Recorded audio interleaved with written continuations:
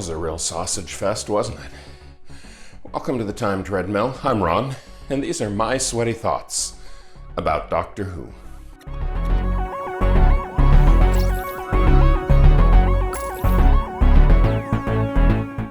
Pyramids of Mars is the first story since 1964's The Smuggler, in which every single character on screen is male, aside from the Doctor's companion. In the case of The Smugglers, it was Polly, who notably spent a good chunk of the story pretending to be a man. And in the case of Pyramids of Mars, of course, it's Sarah Jane Smith. So, hooray for men.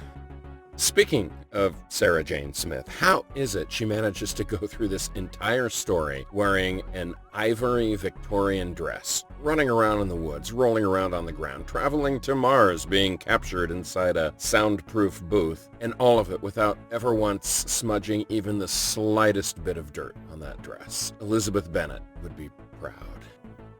Beyond that, the only thing I can really think of to talk about with this story is the unit dating controversy. This story provides a real focal point to that controversy. You see, when the unit stories were filmed, primarily in the early 70s, from 1970 through around 74, 75, they were set in the near future. A date was never specifically given in them, except in this story, Sarah Jane Smith specifically says that she's from the year 1980, which means that when she joined the Doctor, it must have been roughly 1980. That would be in a story that was filmed in 1973 and broadcast in 1974. So that indicates that the unit stories must take place sometime in the late 70s to early 80s. Okay, no problem, near future. Except that in Modern Undead, when the Brigadier is retired, he specifically says that he retired from unit in 1977. Which would be 3 years before Sarah Jane Smith joined the series, which was clearly when the Brigadier was in charge of UNIT. And thus is born the unit dating controversy. And it's never really been satisfactorily resolved. There's been a few stabs at it, but it's one of the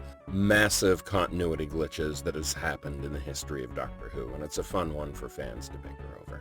And with that, I'm calling it a day. Today I am taking my son to Epcot. It'll be lots of fun. I'll see you all tomorrow with the Android invasion.